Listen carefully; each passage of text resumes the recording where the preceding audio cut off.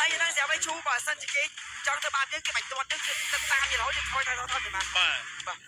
ហើយនឹងបាទដែរជើងយើងដើម្បីស្វាគមន៍នេះជាមួយនឹងជំនួបគូទី1នៅក្នុងសប្តាហ៍ទី2ថ្ងៃទី2របស់យើងហ្គេមទី1 Galaxy Legend ជាមួយនឹង C20 B2B ប្លាត់ក៏ដូចជា chip ប្លាត់ផងដែរបាទយ៉ាងភ្លាមយើងឃើញហើយជាមួយនឹង map បច្ចុប្បន្នជាមួយនឹង PP ចង់កន្លុកតែមានជាមួយនឹង Secret កាងឲ្យដែរអាយ៉ា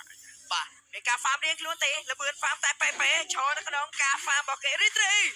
អូចេះ Retry បាននេះគ្នាតែយ៉ាងណាវិញដូចយ៉ាងនៅក្នុងការឈរនេះគឺប្រយោជន៍2បាត់ហើយនេះបាយទី1គឺអា damage reduction 15%ទៅលើ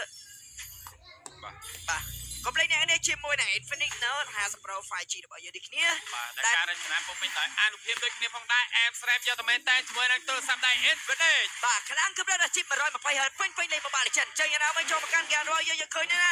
ជាមួយនឹងការលេងរបស់កាលៀគឺកណ្ដិនសាររោមដូចគ្នាផងដែរបាទ Secret ជាមួយនឹងប្រឹងស្មៃបាទទៅលើខត់របស់គាត់អូមានការលួចជាមួយនឹងបៃតងមួយដឹងដែរទេតើទៅលួចបៃតងវិញតន់ក៏មិនតន់ដូចជាតន់ជាមួយនឹងលេនមើលលួចបៃតងតន់ដែរទេណាពេលគេពងស៊ីសាប់កាក់នៅ Gold របស់គាត់ដូចគ្នាបាទអញ្ចឹងយើងក៏បានឃើញដែរជាមួយនឹង Secret មិញគឺគាត់ការប្រើជាមួយនឹង Purify ការវាយជាមួយនឹង Total ទី1នេះគឺសម្រាប់ Secret អាចនឹងគ្រោះថ្នាក់ផងដែរបាទចាំមើលភ្លាមគឺជាមួយនឹង Purify ត្រូវបានអស់នៅ Midland គណៈពេលដែរបើសិនជាជួបអត់ដល់បែប4មិនស្អីអីទេតែបើជួបបែប4អាចនឹងធ្ងន់ណាអស់ Purify ពី Secret បាទSide game មានការរុញមីនៀនចូលទៅហើយគណៈពេលដែលមានការផោខ្លាំងមែនទែនពី Secret ផោនេះយក damage យកឈាម 500 នៅក្នុង Brave Smite នេះគ្នាតែគេតែវិញអស់ឈាមមកវិញដែរបាទឥឡូវនេះរបៀបលេងកាលៀនៅក្នុងការដាក់ទី1ចោលដើម្បី absorb ជាមួយនឹង passive នឹងដោយការលេងរបស់ Boxy ក៏ដូចជាការលេងរបស់Vadu គឺគេលេងចឹងគ្រប់គ្នាបាទរបៀបលេងនេះគឺ unique មែនតើបាទខ្ញុំតែមិនឃើញនៅក្នុង tour ទេបាទឡយមែនទេគឺគេចុចទី1ចោលរហូតដើម្បីមាន passive រហូតចាំបានថាពេលដែលបាន team fight គេដាក់ទី2ចូលទៅគេវាយ passive ហើយពេលទី1គេវាយ passive បានម្ដងបាទអ្វីដែលខ្ញុំចាប់អារម្មណ៍សម្រាប់ Golem ទាំងពីរក៏អត់យក push to set together បាទព្រោះបច្ចុប្បន្នជាមួយនឹង Golem មកសមមិញជាមួយនឹង Golem ភាគច្រើនគេយក push to set together បាទដើម្បីការកណ្ដាល spam 20%ពីការលើកបោកវាយទៅលើប៉ែតែឯឡងនេះបោកវាយអត់ដាច់ទេយើងមើលតត្រារបស់ C0 មាន pick off តែ Galaxy នេះចឹងក៏បាន pick off ដែរតែគ្រាន់តែថាជាមួយឈរក្នុងក្តារអុកបានឬក៏មិនបានចិត្តដឹងដូចគ្នាបាទចាំភ្លាមយើងឃើញជាមួយនឹង game នេះហាក់ដូចជាស្ងប់ស្ងាត់តែ2នាទី30ហើយមិនទាន់មានការ start បថលទេតែណាមិញជាមួយនឹងបើយើងកន្លែងមើលជាមួយនឹង mini map មានអារម្មណ៍ថាជាមួយនឹងសមាជិករបស់ team ទាំងពីរសិតតែ set up team fight រៀងខ្លួនបាទ Let's see boy ចាំមើលតាមជាមួយឆោនងអាប់ទាន់មួយជើងពើងជាមួយរបស់ Race Spider របស់ Shadow ធ្វើការហោះជួនបើកភ្លើងសប្លាយជួយ Spy ជា Big Big Bot វាយបន្តទៀតស្ដោះមួយអត់ដែរទេលិនវាចេញបានជាទី Rise Shadow ជាមួយឆោទី1ទៅបានហើយគណៈពេលរបស់ Win ឆ្កាថយលោកទៀតវាយជាមួយនឹង Brand Seed ជាមួយនឹង Spider Land មួយទី5 5ទល់នឹង4 soul មកមិនទាន់ទេអូបាទបានថតដូរជាមួយនឹង First Blood មកវិញដូចគ្នាផងដែរគាត់ថាស្មើចឹងបាទគាត់ថាស្មើមិនជាបញ្ហាទេបាទប៉ុន្តែអ្វីដែលសំខាន់មិញបើសិនជា PP គាត់តតមកត្រូវជាមួយនឹង Lin អាហ្នឹងប្រហែលជាចំណេញខ្លាំងបាទប៉ុន្តែគាត់តតចំShadow វិញបាទតែអាចយ៉ាអត់ដូចមានតតទេព្រោះសារតតមានល្មមតែក៏តតដូចគ្នាមកដែរមិនអាចគាត់ថា PP គាត់លឿនពេកអត់បងបាទគាត់លេងលឿនណាបាទអត់ទេតែមិនបើសិនជាគាត់តចំលេងចំណេញខ្លាំងហ្មងបាទបានជាមួយនឹង Total ហើយអាចមាន%វាយឈ្នះ Team Fight ទៀតណានេះឥឡូវនេះរបៀបលេង unique ហ្នឹងកណ្ដេនសារចេញមកគ្នាកាលីវាមានម៉ាណាទេហើយអា hero ហ្នឹងអូប្រហែលជាគាត់ចូលនៅក្នុង setting ដោយបិទជាមួយនឹង option fight pursuit ចឹងយកលេងដូចវ៉ាន់នឹង Leo Mod ចឹងដែលជា hero ដែលយើងចេញវាយមកកន្លែងបានចឹងគេធ្វើចេះ skill ទី1របស់ hero ហ្នឹងគឺយើងជាន់ចោលហើយយើងចេញវាយដៃទី3ទៅវាមានដំចេញមកមួយទៀតហើយចឹង option passive តរហូតចឹង passive យើងមានមួយជីវិតយកមកអូ my g ជាន់ទី1វាយដៃទី3ចោលយក passive ដៃទី3អស់ដៃទី3ជាន់ទី1អត់ទៅយក passive វាយដៃទី3ចោលយក passive ដៃទី3អញ្ចឹងបានថា passive មានរហូតអញ្ចឹងអាហ្នឹងអ្នកគ្នាដូរ setting ហ្នឹងធ្វើបានដូចគាត់ទេគឺ setting ដូចយើងលេងវ៉ាន់ឬក៏ Leo Mod អញ្ចឹងម៉ែអត់ឡែនហើយយ៉ាចេញមកណាតែមកសំមិញcầm detective លេងBoxy លេងពីនេះអត់ទាន់ឃើញទេអត់ទាន់ឃើញអារូបភាពហ្នឹងយកមកគាត់ observe ទី1តែនេះមានការវាយ3ដៃចោលដើម្បីឲ្យដាក់ passive ជាន់មួយទៀតចោលមកវាយម្ដាយទៀតចេញមួយជាន់ទៀតបាទក៏អត់រីបាទជាមួយនឹងការលេងរបស់ Karenza ខណៈពេលដែលខាងក្រោយចង់លោត RT រត់រួចដែរទេលោតរួចតាន់ពី brand ទេតែអស់ជាពាក់កណ្ដាលហើយនឹងបាក់ join fight ទៅថលបាទកន្លែងនេះសំខាន់គឺគាត់អស់ជាមួយនឹង Ultimate នៅក្នុងការវាយជាមួយនឹង contest ជាមួយនឹង Total ទី2នេះទៀតបាទអត់ជាមួយនឹង Ultimate ក៏តោរៀងធន់ដែរបាទ ឥឡូវទៅផ្ទះតន់វាឈាមដល់អាទីវិញ បាទនេះជាតអត់អាទី ខ្លួនឯងចាំមើលនឹងបើក team fight បានដែរទេប៉ុន្តែ shot out មួយដោយសារតែថតនេះថត goal land ចឹងសូលបានចូល team fight ចឹងការវាយបោះសូលក៏មិនអត់នេះគ្នាយើងចាំមើលនេះខ្លួនឯងពីខាងលើសូលខាងទេវាយយក solo តែម្ដងទៅលើ Vicky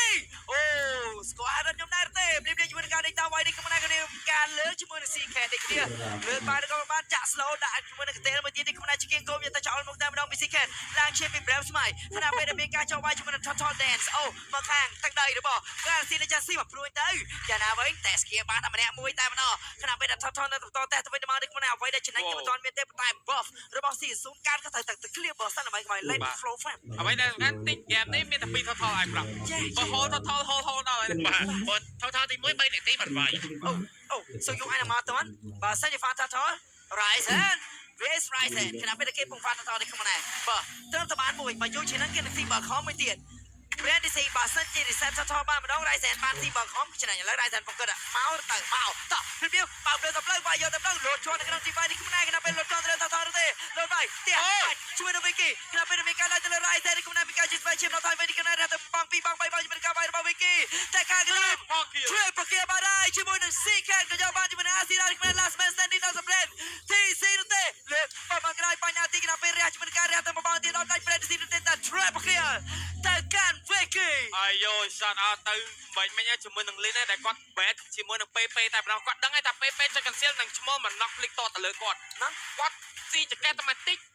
មកខាងក្រៅយកមកជាមួយនឹង PP over season យកមកហើយបាទចឹងកុំភ្លេចអ្នកនរគ្នាជាមួយនឹងកញ្ចប់ MVP របស់ Cell ខាត់ត្រឹមតែ1ដុល្លារកន្លះតែម្ដងទទួលបាន56ពេញនឹងលេង Mobile Legends ស្បែកមួយសប្តាហ៍មកឆែដៃកុំភ្លេចភ្ជាប់ទាំងអស់គ្នាជាមួយនឹងការ16ការលេងមួយក្នុងជ្រុំ ចុះលឿនណាស់បាន team fight មក total បាន lit ខុសគ្នា 3k 5 ចុះបា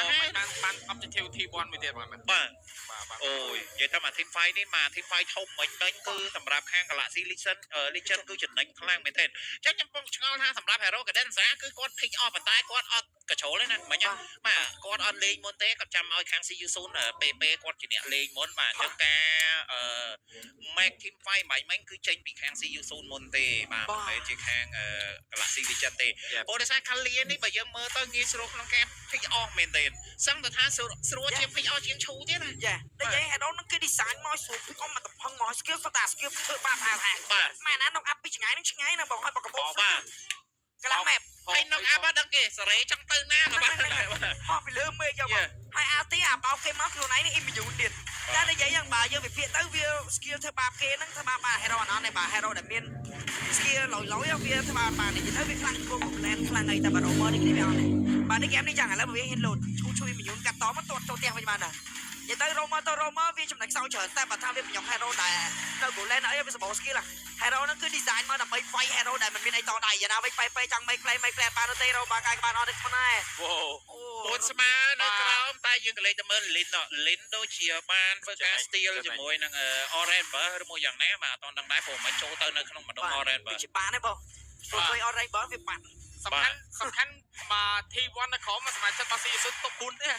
បាទអត់ឲ្យដាច់មកអីយ៉ាបាទឥឡូវមើលនេះបើសិនជាឃើញគាត់មាន Orange Bar គឺត្រូវបើគាត់ពង cool down បាទ3-1មានទេយកបានហើយព្រោះដោយសារមិញ Ryzen ពងទុកជាមួយនឹង T2 Terrain នៅខាង top lane បាទ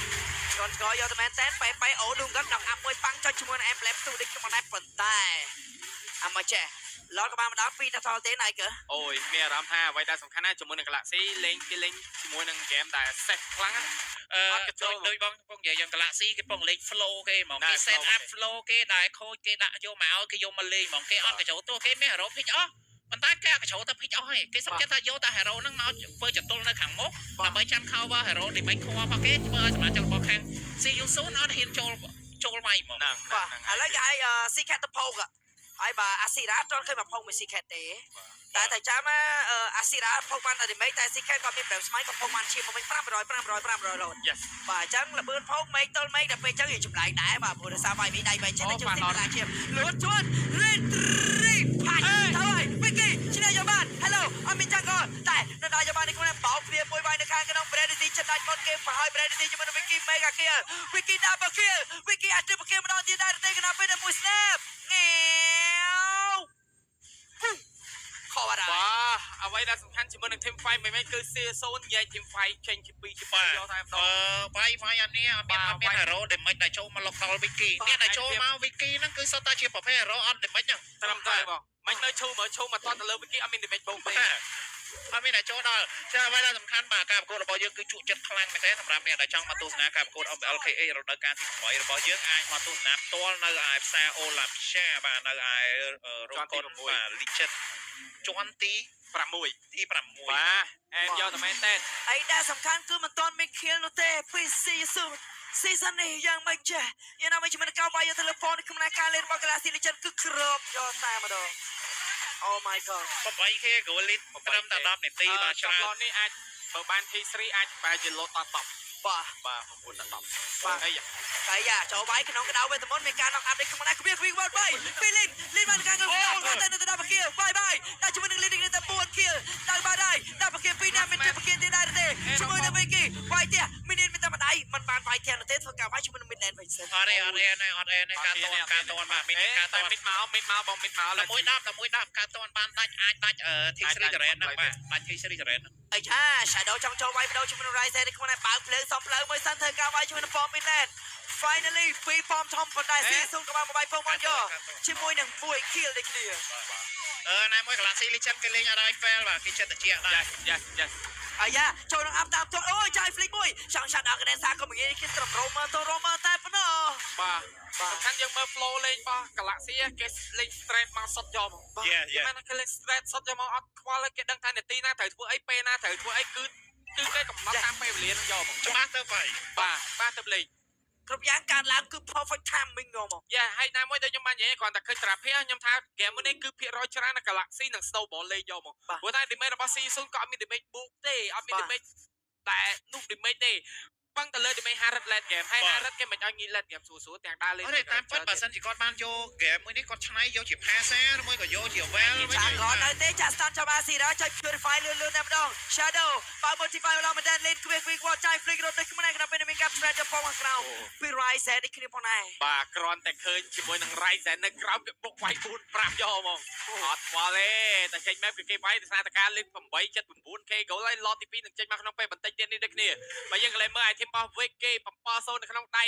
10000 លុយមិនឲ្យធីមយកនេះខ្ញុំចង់មើលឲ្យធ្វើផលលីនឥឡូវចេញមកហើយ strike យកអីចឹងមកឲ្យតមកឲ្យធីមទី4ពាក់កក់យកមកបាទ winter crown នេះចេញមកលេង alpha ណាលេង alpha ហើយលោតវាយមិញយើងឃើញលោតវាយអាសេរ៉ាមួយសូលបាទគ្មានបានតតែទាត់បាន CK មាន purify លោតមិនបានហើយគ្នាទី5 100 នេះ guys CK ដែលឆាញ់ map មិនគេ fail position នេះគេដឹងហ្មងថាអ្នកដែលឆាញ់ map ជាងគេបានគឺ CK ហ្នឹងហើយបាទពួកគាត់មាន purify លោតណាទីស្មើនឹង flick មាន purify ស្មើនឹងកាត់ត skill បាទអូបបាក់ក្នុងការ comeback ណាគេនេះពី0បាទលេខច្រើនមែនទេអូបាញ់បានបើ kill ទៅនឹងទេ retry មិនក៏មានការចាយពីលីននេះខ្ញុំដែរ wow oh my g ឡតក៏បានបើកមកឡតនេះអាចជាលះនៅក្នុងការបដាច់ផ្ទះទទួលស្គាល់ថាមាន YVE អន្តរជាតិខ្ញុំនិយាយថាអាចនឹងមានឱកាសក្នុងការស្រួលទុកផ្ទះឲ្យ comeback game ទៅវិញចឹងខ្ញុំមើលថា YVE កតោតនេះជា200ដែលងាយស្រួលនៅក្នុងការ comeback game តើមួយការទុកផ្ទះ comeback game ឬក៏ទុកផ្ទះឲ្យដាច់ផ្ទះយើងជាមួយដល់អ្នកគ្នាបាទមកហើយមួយនឹងឡតអាយហ្វ្រកឡតក៏បានចូលទៅដល់រងប្របាកាយក៏បានចុចរៃតែចូលកាបើកឆាកណាពេលកដៅវេទមន្តក៏បន្តចេញមកនេះគ្នាអាស៊ីរ៉ាមិនមានជួយហ្វាទេដាក់លើទៅផ្លូវតែបោកភ្លាមវាយយកទៅលើពេដាច់ពេទៅមុនគេប្លង់វាយផ្ទះពីដៃជាក្រោយស្លោះមួយអស់ជិមកង់ខ្ញុំពេលមានការប្លង់វាយប្លង់វាយទៀតណាពេលបាក់ផ្ទះបាត់ហើយ13ទៅនឹង1 kill ហ្គេមទី1ចេញចំណេញបានទៅលើ Galaxy Legend អូយបាទស្មូតមែនទេ